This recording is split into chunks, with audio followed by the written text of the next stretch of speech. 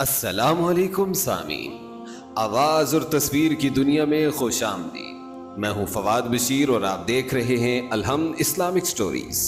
کربلا کے شہداء کے نام، جنہوں نے اپنے خون سے دین اسلام کو آبیاری دی۔ گلشن زینب کے پھولوں کی شہادت کے بعد میدان جنگ میں سپاہ حسینی میں حضرت سیدنا امام حسین رضی اللہ تعالیٰ آپ کے فرزندگان اور حضرت عباس علمدار تھے جو زندہ تھے۔ حضرت عباس علمدار نے حضرت سیدنا امام حسین سے میدان جنگ میں جانے کی اجازت طلب کی تو حضرت سیدنا امام حسین رضی اللہ تعالیٰ عنہ نے فرمایا، عباس تم علمدار لشکر ہو۔ حضرت عباس رضی اللہ تعالیٰ عنہ نے عرض کیا کہ اے میرے بھائی، اب جب سب اپنی جانیں قربان کر چکے ہیں، میں بھی اپنی جان قربان کرنے کے لیے تڑپ رہا ہوں۔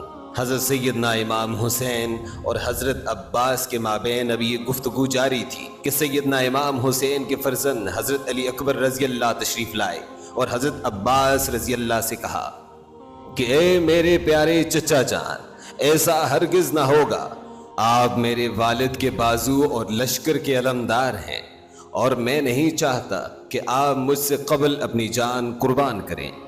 حضرت عباس رضی اللہ تعالیٰ عنہ فرمانے لگے کہ اے میرے پیارے بھتیجے، یہ ممکن نہیں کہ میں اپنے بھتیجوں کو یوں اپنی نگاہوں کے سامنے شہید ہوتا دیکھوں اور ان کی جدائی کا غم میرے لیے گراں ہے۔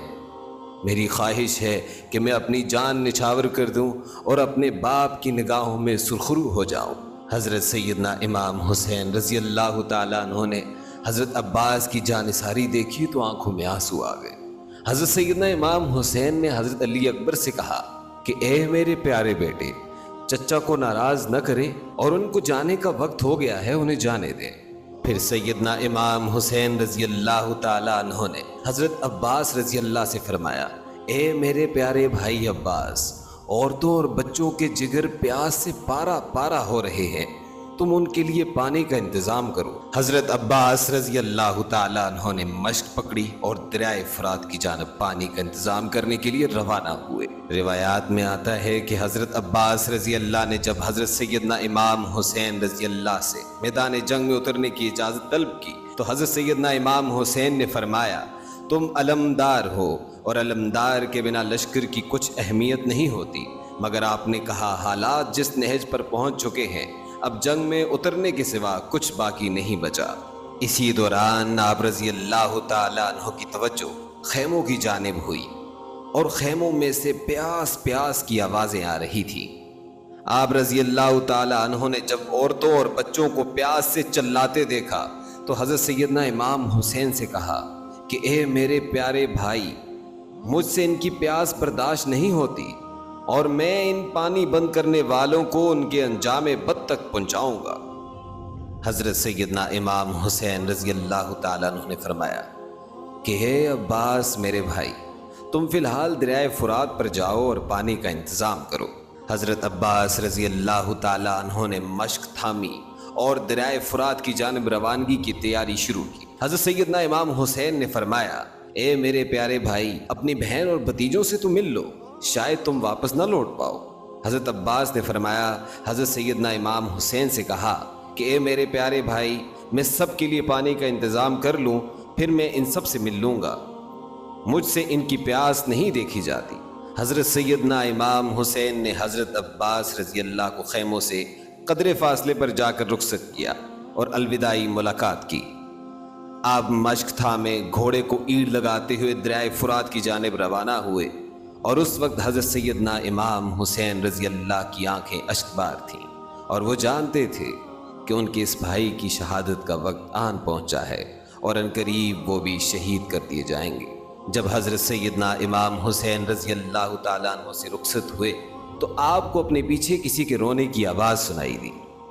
آپ نے مڑ کر دیکھا تو حضرت سیدنا امام حسین رضی اللہ تعالیٰ عنہ رو رہے۔ آپ رضی اللہ نے فرما رہے تھے کہ مجھے ایک مرتبہ تمہیں جی بھر کے دیکھ لینے دو۔ آپ نے جب بھائیوں کو یوں روتے دیکھا تو عرض کیا کہ میری کمر ٹوٹ رہی ہے۔ پھر حضرت سیدنا امام حسین نے روتے ہوئے آپ رضی اللہ تعالیٰ عنہ کو رخصت کیا۔ آپ دریائے فرات کی جانب روانہ ہوئے اور اپنا چہرہ آسمان کی جانب بلند کرتے ہوئے بارگاہ خداوندی میں دعا کی کہ اے میرے مالک، اے میرے اللہ، مجھے قوت عطا فرما تاکہ میں بچوں اور عورتوں کے لیے پانی لے جاؤں اور میری اس کاوش کو قبول فرما۔ حضرت عباس رضی اللہ تعالیٰ عنہ جب دریائے فرات پر پہنچے تو کوفی لشکر کے 4000 سپاہی جو دریائے فرات پر تعینات تھے، ان کے علاوہ 2000 سپاہیوں کا ایک لشکر آپ رضی اللہ تعالیٰ عنہ کو روکنے کے لیے آگے بڑھا۔ آپ رضی اللہ نے فرمایا، تم مسلمان ہو یا کافر ہو؟ وہ بولے، ہم مسلمان ہیں۔ حضرت عباس رضی اللہ نے فرمایا، کیا اسلام میں یہ جائز ہے کہ چرند اور پرند سب دریائے فرات سے پانی پئیں اور اہل بیت اطہار اور جانثاران حسین کو پانی سے محروم رکھا جائے، اور تم ان پر پانی بند کرتے ہو اور تم کو حشر کی پیاس یاد نہیں؟ اس وقت تمہارے پاس سوائے ندامت کے کچھ نہیں ہوگا۔ تم خود تو دریائے فرات سے سیراب ہوتے ہو اور آل رسول صلی اللہ علیہ وسلم کی پیاس سے بے خبر ہو۔ حضرت عباس رضی اللہ تعالی عنہ جب حضرت سیدنا امام حسین کی اجازت سے دریائے فرات کی جانب روانہ ہوئے تو راستے میں یزیدی لشکروں کی صفوں کو چیرتے ہوئے دریائے فرات کے کنارے جا پہنچے۔ یزیدی لشکر سربراہ عمر بن سعد حیران تھا کہ شیر خدا علی المرتضیٰ کا بیٹا ان کی صفیں چیرتا ہوا دریائے فرات کے کنارے پہنچ گیا ہے۔ اسی دوران دریائے فرات پر تعینات 4000 سپاہیوں کا لشکر حرکت میں آیا۔ انہوں نے آپ رضی اللہ تعالیٰ عنہ کو روکنے کی بہت کوشش کی۔ آپ رضی اللہ تعالیٰ عنہ نے تلوار میان سے نکالی اور ان پہ حملہ آور ہوئے اور بے شمار یزیدیوں کو جہنم واصل کرتے ہوئے رجز پڑی، جس کا ترجمہ کچھ یوں ہے، میں قلب صالح کے ساتھ اس کا مقابلہ کرتا ہوں اور نبی برحق کے فرزند کے دشمنوں کو ہٹاتا ہوں۔ میں اس وقت تمہارا مقابلہ کروں گا جب تک تم اپنے ناپاک ارادے سے باز نہ آ جاؤ گے۔ میں محبت کرنے والا عباس ہوں اور علی المرتضیٰ کا بیٹا ہوں۔ اس رجز کو پڑھتے ہوئے حضرت عباس گھوڑے کو بگاتے ہوئے آگے بڑھتے چلے گئے۔ آپ کی تلوار یزیدیوں کے سر تن سے جدا کرتی رہی۔